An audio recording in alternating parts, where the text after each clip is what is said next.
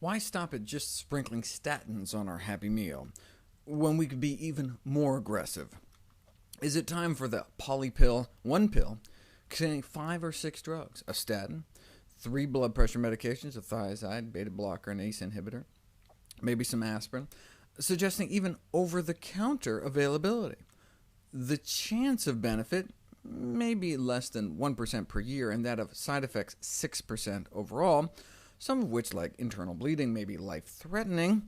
So for those who would rather go with diet rather than the 5 drugs, how do you do it? To lower our cholesterol through diet, we need to avoid 3 things: trans fats, saturated fats, and cholesterol.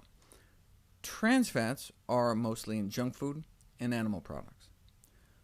Here's the top food sources of cholesterol-raising saturated fat.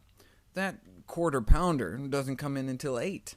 Right? It's cheese, ice cream, chicken, then pastries, pork, reduced-fat milk, and then our burger. Whereas cholesterol found in the American diet, number 1's not beef, it's eggs and chicken, and then beef, cheese, pork, and fish before getting to cakes, cookies, donuts, and ice cream. How much should we reduce our consumption of these foods? What are the tolerable upper intake levels for trans fat, saturated fat, and cholesterol? The Institute of Medicine did not set upper limits for trans fat, saturated fat, and cholesterol because any intake level above 0 increased bad cholesterol, LDL cholesterol. Here's trans fat. There's no level that's safe. It's like a straight line. The lower, the better.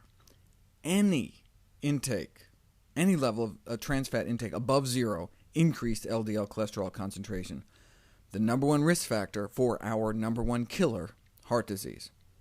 And same with saturated fat. Any intake level above 0.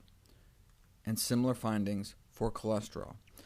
So intakes of meat, eggs, dairy, and junk food should be as low as possible because there is no tolerable intake.